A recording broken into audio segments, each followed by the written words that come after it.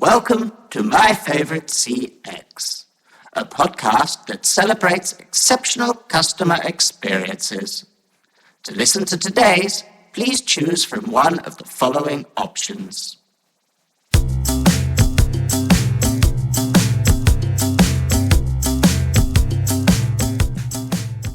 Welcome to My Favorite CX.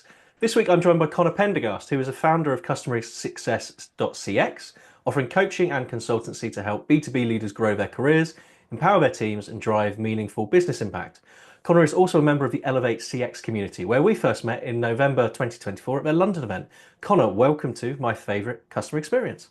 Hey, Chris, it's lovely to be here. Thank you very much for the invite. Thank you very much for joining us. Why don't you tell us a little bit about what you do? Yeah, I think you've summarized it pretty effectively there. My main mission in life is to make business-to-business customer support better and customer success better, and I do that through my newsletter, through coaching, through consulting, and any other ways that I can, speaking at conferences or anything like that. I love making customer experiences better. I love helping people to do that. So anything that I can do, like joining you on this fine podcast, I will do on my day to day. Awesome. And let's talk a little bit about what's exciting you in the world of customer experience at the moment. Mm, I think what excites me about customer experience is that you can really use it to shape how customers, it's going to sound really silly, how customers experience your products and services. You can do that in a really great way, in a way that sort of reduces their stress levels and makes their lives a little easier every day. If you think about something as mundane as, I don't know, your power supply company or your gas company or anything like that, like when you have a good customer experience, you can make it very simple for your customers to just get through their days. You know, we all have enough stresses in our lives that customer experience can be a really effective tool to improves people's day-to-day lives. And so I think that's the opportunity, is like it's not just it's a lot of it is business level impact, but a lot of it is, for me, the customer level impact as well, of overhauling sort of those archaic models and bring them closer to where we are today instead. I think that's a really pertinent point. I think my son recently moved out and he's had to set up all his utilities and things. And some of those things didn't work brilliantly. And I could feel myself getting stressed on his behalf because this is his first attempt at being an adult, essentially, of, oh, now I've got to do all of this. And why isn't it easy? And whenever people in my family have a bad customer experience, they look at me and go, well, this is your stuff, isn't it? And I'm like, no, that company's not me. That's not me at all.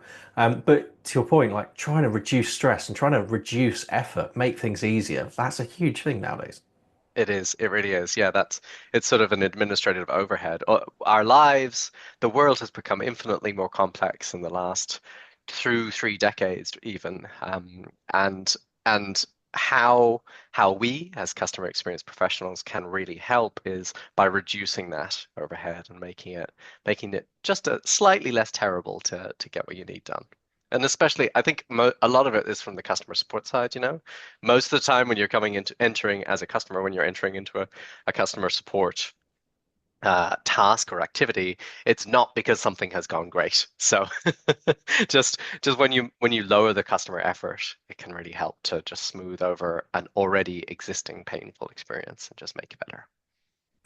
Maybe as we're just wrapping up here with Christmas 2024, maybe actually our New Year's resolution should be we should all call a contact center and tell them how awesome something has been recently, just to make someone's day, instead of Exactly. like, this doesn't work. Yeah. Uh, Yeah. Yeah.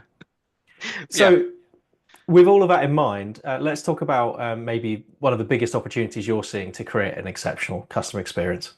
Yeah, I think I've been writing a little bit of an email series on automation recently and how you can introduce more AI into customer support in particular. And I think that is one aspect of it, is that like you can use automation quite a bit. You can use your good and well designed and well reviewed chatbots to interact with people, always with a great and easy to use escape hatch so that you can get through to a person when the chatbot is being terrible. And you can use automation in terms of finding product issues, finding product flows that are not working. But I think that's a subset of it. But in my mind, it's a bit of one of those like little flips where you say, okay, well, you can automate a lot of stuff, and the purpose of automating a lot of the stuff is to then be relentlessly human in the rest of it, so that the focus of your customer support team, your customer success team's time is not just to automate away all of these customer experiences, is to say, okay, well, let's automate where we can and automate really well, but also flip it and say, and now we can be relentlessly human and enthusiastically human and proactive with all of this time that we now have instead. And it goes into like my sort of bets behind my big bets behind the email series, and my big bets behind basically everything that I'm doing at the moment. But it's to say, I think that is something that we as customer support, customer experience leaders should be really pushing and owning ourselves, so that it is not thrust upon us by someone who doesn't understand the value of customer experience, and by people whose only incentive and only interest is in cost reduction. Because I think that's the real big risk, is that we don't take advantage of the opportunities that we have today to automate and therefore be relentlessly human. I think that's my real concern, is like we don't take advantage of it, and then we get told to do all these things and have no choice about how we're executing on automation. And I made a note there while you're talking about that phrase, relentlessly human, because that for me is a key of like, yeah, automate what you can, but when a human's needed, let that human be that human to help the other human Yeah. as best they can. Yes, exactly. It's probably yes. And hopefully it's not just like one chatbot talking to another chatbot, which sounds a bit wild. We're at Never the end of days where just chatbots are talking to each other and they're just getting as frustrated as humans are. Well, Yeah, Conor, that's what how would Skynet started, you know. That's the actual truth behind it. It was one chatbot talking to another chatbot. some of the futures that we read about with AI are quite scary. Yeah, Yeah, hopefully we'll get it right though. What we'll do, Conor, is we're going to take a pause there, and then we come back after the break. We'll talk about one of your favorite customer experiences. super. Your current wait time is 72 minutes. To hear options to be connected to a favorite customer agent sooner, please dial 9 on your keypad now.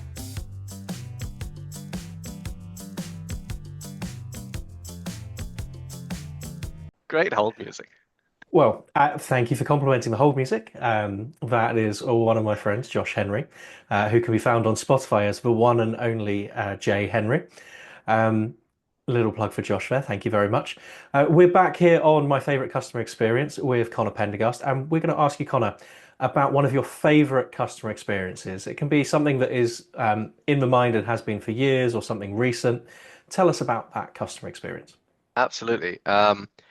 Yeah, so I think my customers, it is funny thinking about my favorite customer experience, because it's always well, in this case there was a tinge of like disappointment to it, but it worked out well in the long run. So actually there's two tinges of disappointment. The first one was that I had to fly from Manchester Airport, which I don't know if you've I don't know if you've ever flown through Manchester Airport, but it's not the best, let's just say. In fact, actually, it was rated by Which as being the worst airport in the UK, and so I was flying from Manchester to New York in 2023 for a work trip, and I managed to swing myself flying business class, which is lovely. I wasn't paying for it, just to be clear. It was a work trip, and I managed to get that done. And I was flying on Virgin Atlantic, and I'm hey, it's my opportunity to tell you that I'm vegan, which as a vegan, obviously, I am morally and legally obliged to tell you that I'm vegan. And so I always select vegan meals ahead of time. And I got on the flight and sat down, and unfortunately, for some reason, whatever it was, my vegan meal selection hadn't gone through. So I didn't have a meal, and it's not a huge long flight, but it's long enough that I definitely would like a meal. Especially, I can't remember. I think I was flying at around lunchtime, so I definitely wanted to eat my food. And so the flight attendant and I were talking, and She realized the mistake, apologized, and then said she'd try and pull something together. And I would say I was not feeling optimistic at this point. I was like, okay, well, I might get some, I don't know, some apples, and that's fine. I can eat when I get to the airport and in New York. It'll be okay. And then she basically went through the airplane and cobbled together a meal, and it was no joke. Probably one of the best airplane meals I've ever had, that she managed to get me a three-course vegan meal by like taking extras, not taking anyone else's food, obviously, but just taking extras that were leftovers from different parts of the cabin and finding them. I think it was a hot main meal, and there was a dessert in there as well, and there was a salad, and there was some extra fruit. There was even maybe some crackers or some biscuits or something like that, and it was amazing. And she like really made up for the fact that the airline had whatever had happened, that the airline had made a mistake. And then she also went and she made sure that the for the return flight, that the vegan meal was absolutely definitely selected, and she could see it and I could see it. And yeah, and so for the return flight, my meal was absolutely there. So I think it was that two steps of the she put in the time and effort to sort of fix the mistake that happened in the first place, and then she also prevented it from happening again on the return flight, which is that like bit of a, I think it's called double loop thinking, which is like, okay, this broke this time. How can we prevent it from happening for this customer at least in the future? And yeah, it felt really good, and especially because it genuinely was sort of like a better meal than I would usually get on an airplane. Airplane food is not usually that great. I was, as I said, very lucky to be flying business class, so it's usually better food as well. But this was even better than I've had before. So it was fun. It was nice, and it was a bit of a like a human interaction and human touch on the whole process too. So I guess the question for me is, was it better than the meal on the return flight, which was actually designated your vegan meal? Mm. That's a good question. I think it was. I think it was, but I think that could just be my brain playing tricks on me and being like, well, I can't remember her name, which I'm really annoyed by. Well, she put a lot of time and effort into getting the meal for me. It's that ironic thing of the more perceived effort that goes into something, sometimes the better you experience it as well. Although neither of them were me putting the effort in, obviously, it was all someone else doing the work. Well, I mean that also sounds brilliant, given it was from a point of failure to have it Yeah. remedied and then go beyond. So, you said that it was exceptional. How did it make you feel, Yeah. and did it influence your behaviors moving forward? Yeah, how did it make me feel? I think it made me feel like a valued customer, a valued person, a valued passenger. I mean, I think a lot of the time, in particular at airports, our experiences are pretty poor, and the drive is always to move you very quickly to the next step. In an airplane, it's a lot of the time it's to get you very quickly off the airplane once you're, well, okay, you do have to get from point A to point B a lot of the time, but this made me feel like I was okay, and that like, okay, they're here to look out for me, and they'll make sure that I actually get food.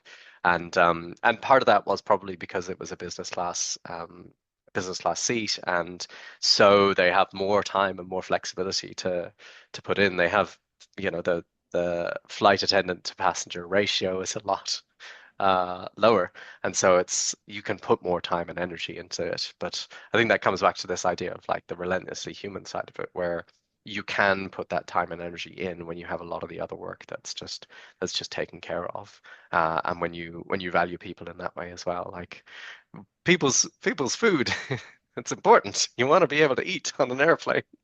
You don't want to be landing into the US after a 7 hour flight, then queuing for border and being No way. hangry.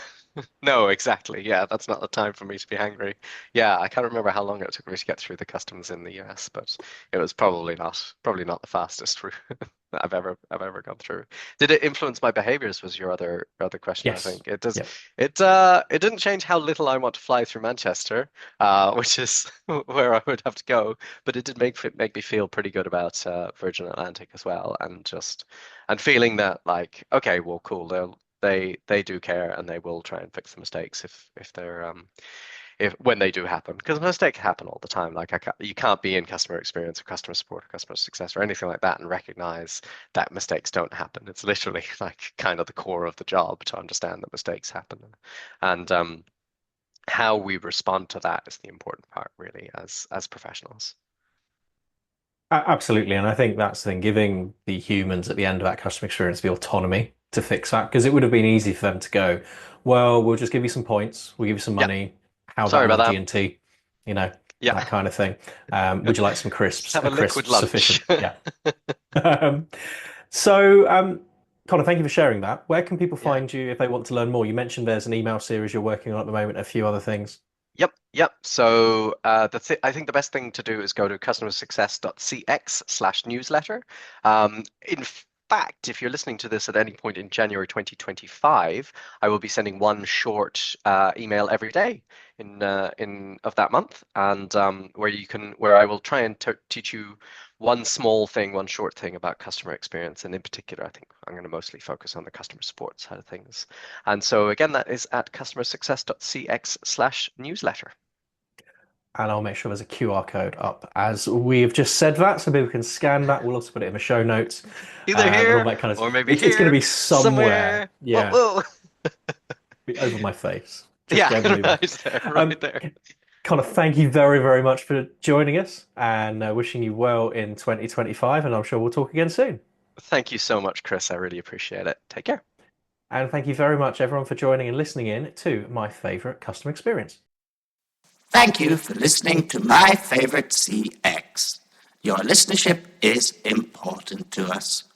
On your keypad, please press a number between 1 and 5 to rank how much you've enjoyed your experience.